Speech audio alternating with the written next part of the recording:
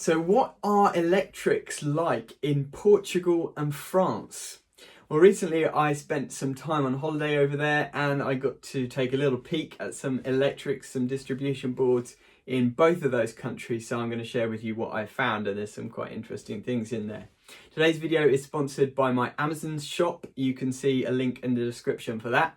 And if you can, please drop a like and subscribe to the channel for more great videos coming soon.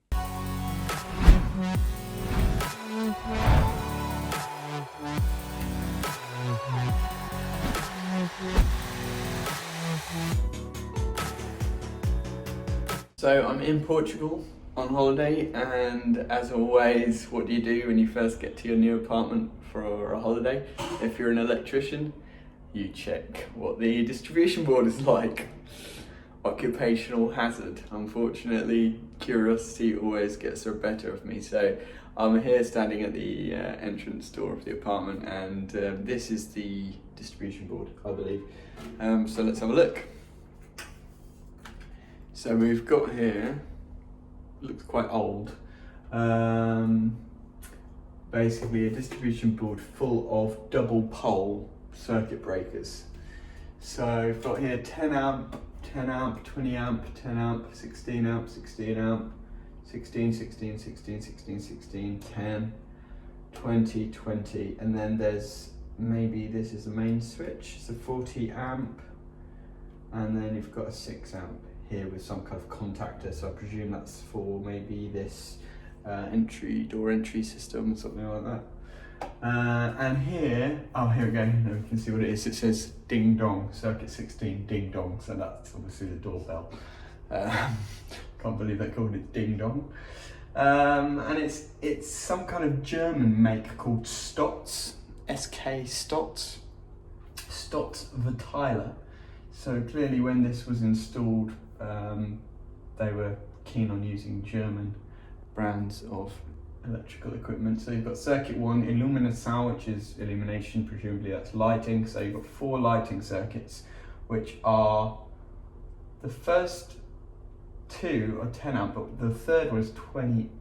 Oh no, it says Illuminação, but they've crossed it out and it says AC now. So they've upgraded that to 20 amp for the air conditioning. Then you've got tomadas, which means sockets. So circuit 5 is the sockets, that's 16 amp in the sala, which is the living room. Maquinas 16, circuit 6, which is this one here, that's 16 amp, so I think that's like washing machine, dishwasher, that kind of thing. No idea what that is. Something about something in the kitchen, sockets in the kitchen, sockets in the bedroom, sockets in the other bedroom. So it looks like they've actually got an individual radial circuit for each room for the sockets basically, which is quite good. So you've got a 16 amp radial for every socket circuit in each room. Aquamento WC, I'm not sure what that, Aquamento.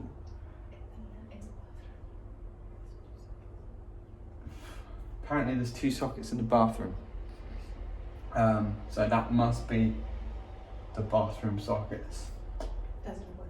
Or maybe the bathroom lights, or all together. Fogão, number 13, Fogão. So 20 amp circuit, I have no idea what that is. Aquecimento quarto.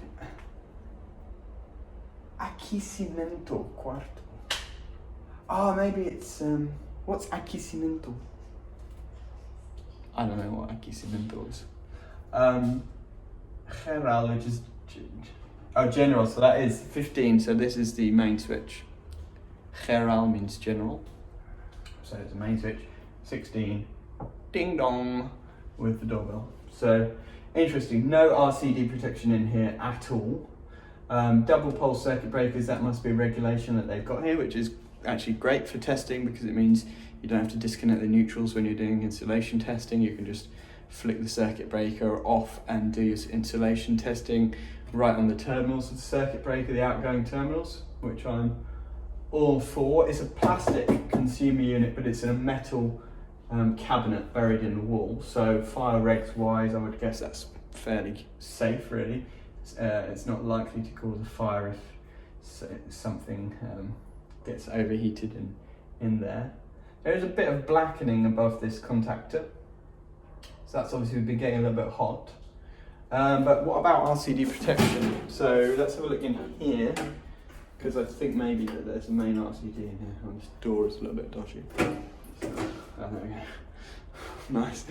So here we've got a main RCD, and it's a 500 milliamp main RCD. Let me zoom in on this and show you. But it looks like, yeah, basically 500 milliamp, 10 to 30 amp, 440 volts. So I don't know if it's actually a three-phase system here, and maybe each line of that distribution board is on a different phase. That's possible. In which case you've got like maybe 30 amps per phase max, 90 amps, which is fairly reasonable, but it's only 50 amp, 500 milliamp RCD protection. So that's a bit dodgy, not having 30 milliamp RCD protection for sockets and things like that. Yeah, interesting.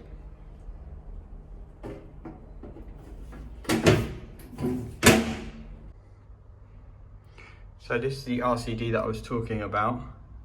Disjuntor differential, sorry for my bad Portuguese, differential disconnector, which I presume means RCD. And it looks like it's got a test button here, which I'm not gonna, oh no, here, test button here, which I'm not gonna press. And it looks like it's got different settings actually, so it might be that it's set to 15 amps. The IR is 10 to 30 amps, so it might be a main, this might be providing main overcurrent protection as well to protect the supplier's cables. It's got a little seal on it, which interestingly, the seals here are proper like serial numbered by EDP, which is the distribution company, a bit like EDF in the UK. And so they've got these special little seals, and the meter is, this RCD is numbered as well.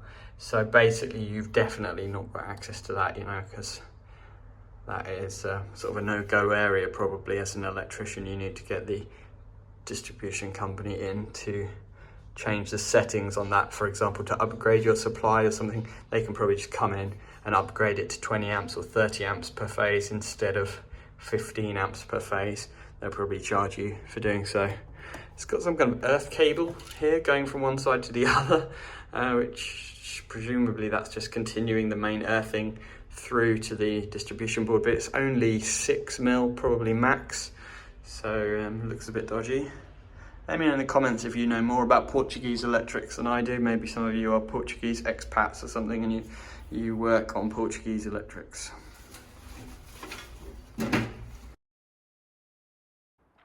So here we've got a new distribution board in a French apartment where the apartment is just being finished off, and as you can see they've not finished connecting yet.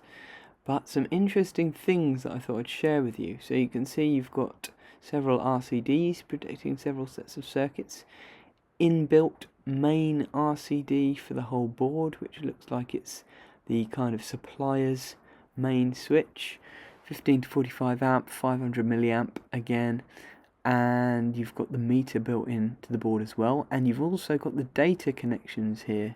So the incoming internet connection, which is fiber, comes into here, and then it's patched through to the various internet sockets throughout the property. You've got dual compartment trunking here, and you've got the telephone line coming in as well, so you've got a separate telephone and internet line. Then within the board you've got the central heating programmer there, this kind of timer, digital timer device, which is great. And these Schneider circuit breakers have an interesting feature, which is push fit connections, which I've never seen in circuit breakers in the UK, but which is a great little thing that could be implemented in the future. And it looks like they are double pole circuit breakers as well, even though they're single module. So you've got these singles cables which they've installed, and it looks like they're solid core singles, but they have installed them in flexible conduit throughout the property, and this dual compartment trunking which goes all the way down to the floor. Here's the lid of the consumer unit, where you can see everything's really neatly labelled up and printed, and you've got several circuits for different things: lighting, kitchen, sockets, various appliances and things like that. So quite a nice little setup really, done by Schneider. Very, very neat, and you've even got a couple of sockets built into the consumer unit, which is quite practical for anyone working in the mains cupboard. Here's a close-up of those push-fit connectors on the circuit breakers, and as you can see, the cables will just come in underneath and loop up and push straight into the terminals. We've got the blue for the neutral and the white for the live there. And here's with the cover on. As you can see, several RCDs in the board. They're all 30 milliamp, so all the circuits have adequate protection as well. They're type C, and it looks like they're using 10 amp circuit breakers for the lighting, and all of these singles cables are just there ready to terminate. At the other end, at the actual socket and switch points, you can see these circular boxes, which are brilliant because you can just use a hole cutter to cut out the hole in the plasterboard, and then they just work like normal plasterboard boxes that we have with screws to attach them. And the flexible conduits come into these boxes with the singles cables pulled in and lids ready to go on. This is actually a outlet for the boiler, and the boiler will just have a plug on it that literally just plugs in to the special outlet that they've made, so it's super easy to connect. You could use this for the boiler, but you can also use it for other appliances in order to give the power supply that you need without having to do any kind of screw connections or anything like that. The socket is terminated and the boiler is just plugged in.